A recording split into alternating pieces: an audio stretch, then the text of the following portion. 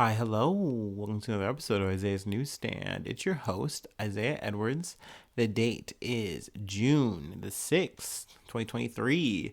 Hopefully, this episode finds you well, in good spirits, and high hopes. As for me, I'm doing pretty good. I'm hanging out, hanging in there. It's been another pretty good day, pretty decent day. Even did a little bit of overtime, which, yeah, it's a little tiring, but hey, I'll take it. Like I said, obviously I need the ducats. Let's see. Nothing to really report on, let's see, food, sorry. But I will say I found a new podcast I liked. I was browsing through Spotify and I stumbled upon like it was this podcast playlist of like Florida stories, just a bag of Florida stories. And I was like, oh, okay. So I just randomly clicked one that sounded interesting. And it turns out it was about this steroids dealer from Florida. And literally, this guy like leveled his way up in this business and winds up working with the likes of was it Alex Rodriguez? Aaron? Is it A-Rod? A-Rod? Alex Rodriguez? I don't know, whatever. Baseball player. So he winds up like doping this dude up.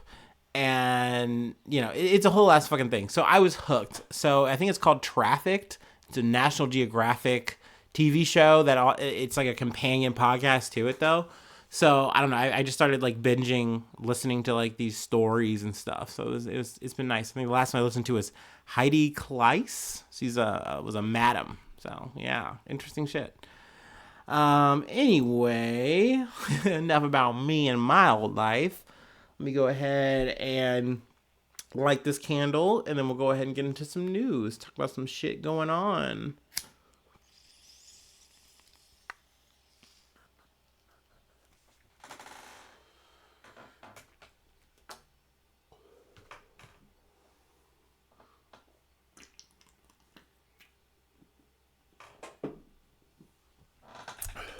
All right. From CNN, collapse of critical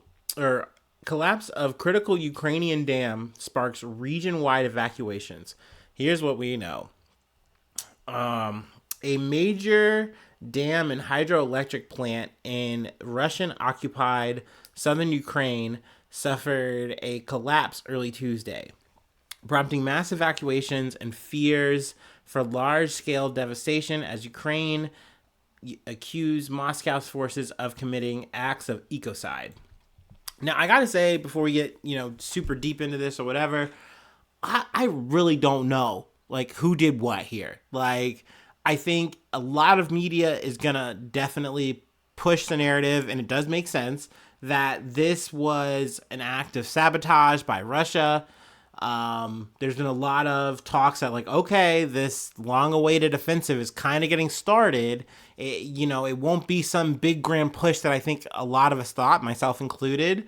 It's going to be something that kind of happens in waves and pockets. And, maybe we've been seeing a bit of it already in terms of these like kind of like tangential forces that were tied to Ukraine, but then kind of sort of not. They were kind of making pushes in the whole like Belgorod thing. We covered that. There's been drone shit that's been kind of going on. And I think as of, at least the weekend or some shit, there's been reports of Ukrainians doing a little bit of pushing, into the Donetsk region.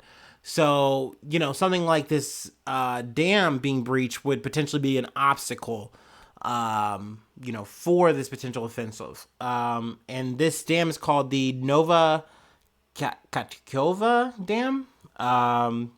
It is the largest reservoir in Ukraine in terms of volume.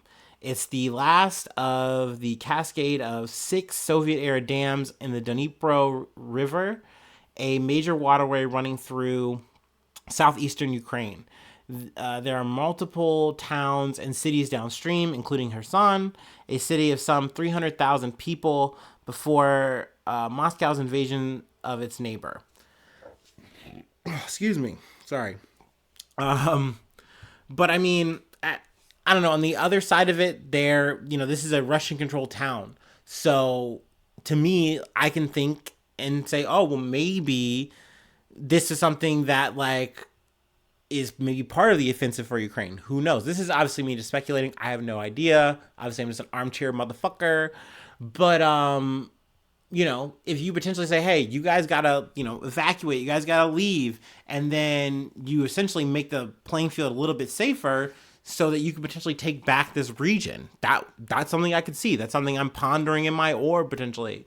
Now, I don't fucking know. It could be either side, but both sides are saying, hey, we didn't do it, they did. So I mean, only time will tell, if anything, who did what here, who's gonna benefit in the end. But this definitely was a big development, and I figured, hey, I haven't talked about Ukraine in a bit, so hey, let's go ahead and just kick it off and at least do a little bit of coverage. Last thing I did want to mention though, before we move on, this dam does have at least a I love using this word, tangential. It does have a tie potentially to the power plant in Zaporizhia.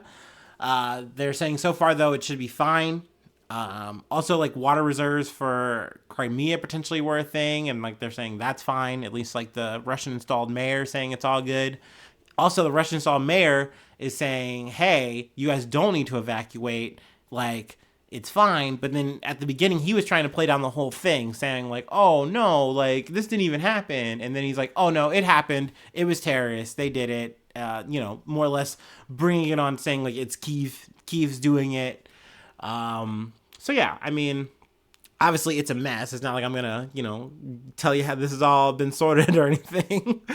But yeah, I just want to do a little bit of coverage on Ukraine there. Let's see. Let's go ahead and move along from Reuters. U.S. SEC sues crypto exchange Coinbase 1 day after suing Binance. Sorry, I say Coinbase funny sometimes because a podcast used to have a Coinbase advertisement where they said Cornbase, and I keep that's in my head rent free. I will try to refrain. But yes, the U.S. Securities and Exchange Commission, or the SEC, on Tuesday sued Coinbase, accusing the largest U.S. cryptocurrency platform of operating illegally because it failed to register as an exchange, and another blow to the crypto industry. Also, they sued Binance on Monday. So, I mean, they're really ringing it in here. In some ways, though, I feel like this is a bit of a little too late, but I think it's also one of those situations where people were greedily waiting to get their payouts. Like, oh yeah, Bitcoin's on the up. This is the move. This is the time. Diamond hands, blah, blah, blah, blah, blah. And I think everyone wanted to see what the payout was going to be. And, everyone was investing. Everyone was throwing in money. And then things just started hitting the fucking fan. Next thing you know, we're in a fucking crypto winter.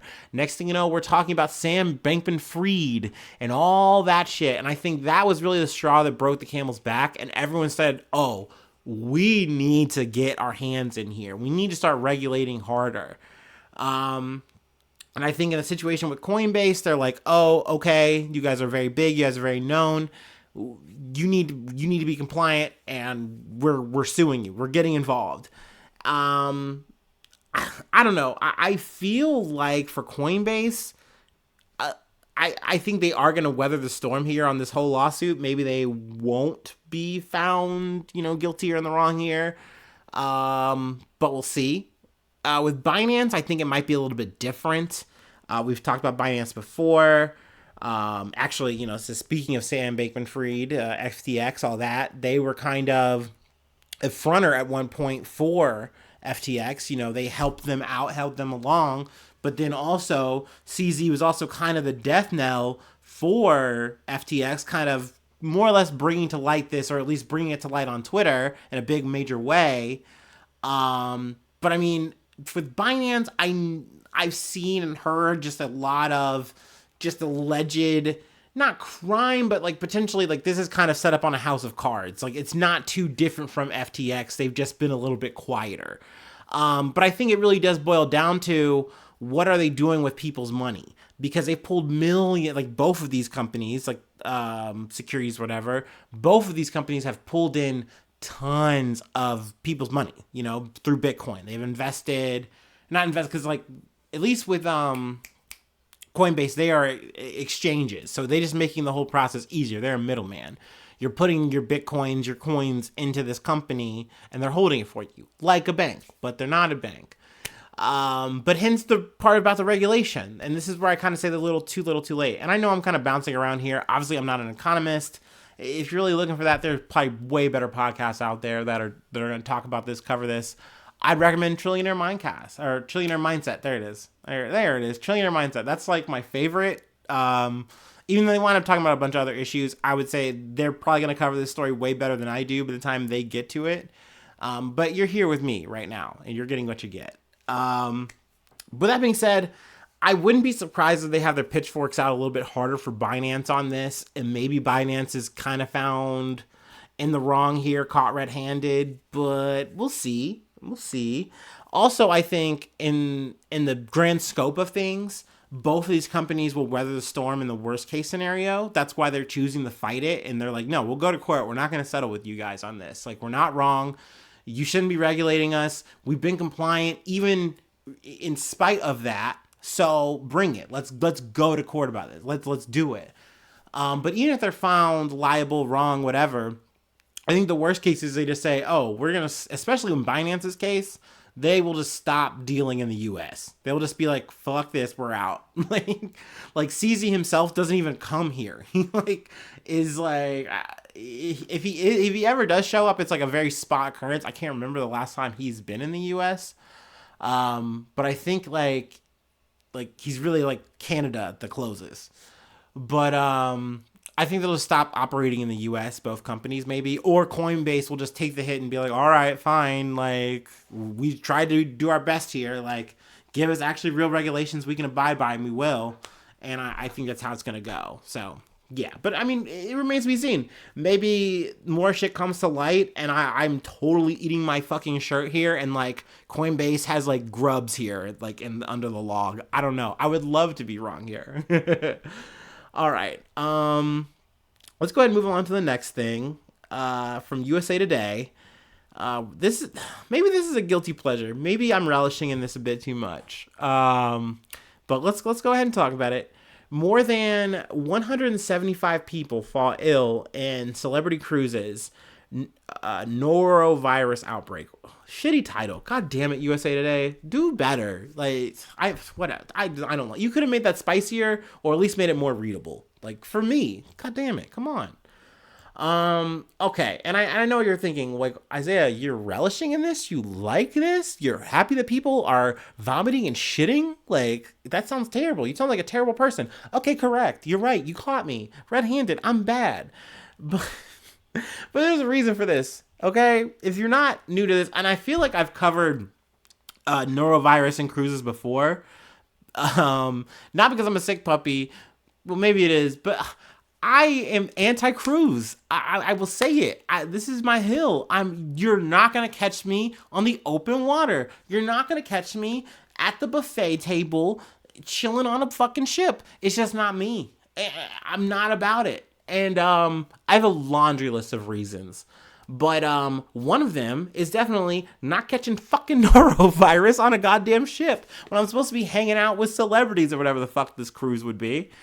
But more than 175 people got sick with norovirus during a recent celebrity cruises sailing, the Centers of Disease Control and Prevention said.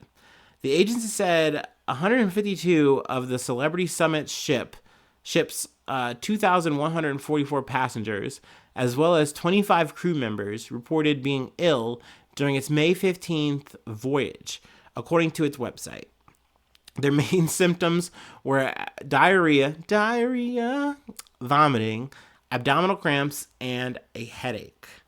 Headache. I don't know, whatever. Man, I don't know, man. It's just not for me. You're not going to, like I said, you won't catch me on the fucking open waters. I mean, these things fucking happen. There's really, I feel like, not too much to say. It's kind of a light story. I just can't help myself. But, when you lighten up, like these kind of cases went down because COVID protocols were a thing. But now that cruises are at full capacity, rare, and they're trying to get their goddamn money up, naturally, it's just going to be a bunch of people on the boats, no masks, no anything, just raw dog in life. And when one person gets sick, everyone's getting sick. It's just going to spread really fast. So, I mean, it's a big number, but it happens. Actually, at the end of this article, they say, hey, just so you know, more people actually wind up getting norovirus in like hospitals and nursing homes. And I was like, okay, that makes sense. There are people with weakened immune systems. Everyone's getting sick. There's no escape. It's a similar environment to a cruise, if you will. But no, I don't know. If you want to hit me up and ask me, hey, Isaiah, why do you hate cruises? I will tell you. I have no problem having that discussion. But yeah, I mean, if you're going to go out and do it, by all means, do it. Have fun. Have a great time. I hope you don't get fucking norovirus. I hope you don't get sick and have to get quarantined below deck. I hope you have a good ass fucking time. I hope there's no pirates. I hope there is no ship malfunctions, failures, whatever. I hope you don't get Titanic. I'm rooting for you, Rose. I'm rooting for you, Jack. Have a grand old time. All right, I got one more thing to cover, and then I'll let you guys go. You know what that means. Classic break.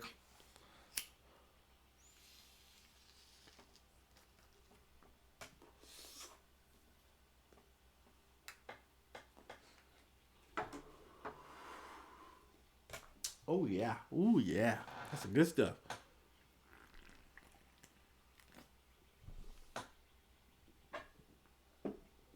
Oh, man. Yeah. Pop that can. Ooh, wee. All right. This last one's from The Guardian. Prince Harry phone hacking trial against the Mirror due to begin. This was interesting case I kind of picked up today. Figured I'd go ahead and talk about it a little bit. But a high court trial with a tabloid newspaper publisher in which Prince Harry will give evidence is due to begin. Claims by a number of high-profile figures, including the Duke of Sussex, alleged unlawful information gathering by Mirror Group newspapers, MGM titles. I know they do the Sun, or not the Sun, I'm sorry, the Daily Mail and the Mirror. I think those are two of their publications and their thing. Other celebrities include former Girls Aloud band member Cheryl, the estate of late singer George Michael, and ex-footballer, that's soccer, and television presenter Ian Wright, and actor Ricky Thomason. Now, really what makes this interesting to me, and I wish I want to hopefully find it, like how they do this. Maybe I should just like, I don't know, Google it and like I can just kind of surmise how it got done. But essentially there's hacking that is alleged. And then obviously with this information they use to post like their tabloidy, gossipy, raggy shit. And I mean, obviously this is something that MGM is contesting. And they're also saying, that some of these cases have been brought too late to even be tried. But I'm very curious how it gets done. Like how they hack a phone. I imagine it's just a simple thing as just like, well, it's a smartphone. No, like you just do your hacker man thing. It's literally a baby computer. Cause I mean, I know that, like I've listened to the podcast. I've done my little research there. I get that. But I guess then with this information, you know, they do their gossipy shit, and that's why they're on trial here. Honestly, to me, Prince Harry's just kind of clickbait here. I don't really care what he has to say. I get it. He has beef against all this kind of shit, and he kind of like paparazzi, news rag, gossipy thing. But he did say, because actually, I think it took place either Sunday, Monday, or whatever. But he had said like, hey, or it was something I'd heard from the BBC. He had like mentioned it because it was his ex-girlfriend, and he would have conversation and they had hacked his voicemail is what he had said. And he's like, I had like intimate conversations and they had access they had no right to. So, I mean, obviously, if that is what happened, that is, the case, and that's fucked up. Like, no news place should be able to have that kind of access to you and, just put that information on, a fucking publication, Like, that's fucked up. That's evil. That's gross. So I am curious to see how that's going to shake out, what MGN's defense is for this. So yeah, I'll definitely keep you covered there. But yeah, that's the slap for the day. I thank you so much for tuning in. I do have a Patreon, patreon.com/Isaiah News. If you'd like to support the effort, you do get access to all my old shit, all the old news that I haven't put on the main feed. Also, you get Discord access. That's a hot link, but you can just get that for free. Also, you get the shout out. That's still a thing. Always going to be a thing, I think. Well, in the crazy miracle situation that we blow up, like, yeah, if there was too many people, then I would just not do that. That'd be a little different. We'd have to restructure some things. But we do a newsy shout out for sure right now. That's a thing. I say your name, give you a little plug if you like have a project, things like that. But free ways to hit me up: Facebook, Twitter, the Instagram, the YouTubes, Gmail, IsaiahNews1@gmail.com. You can hit me up or the page up. Either way, should be pretty easy to find if you just if you're internet savvy enough. I'm there. I'm here for you. I'm waiting. That's all I have for today. Thank you so much for tuning in. Thank you so much for being a friend. And hopefully I'll see you soon for some more good news. I love ya. Bye-bye. Mwah.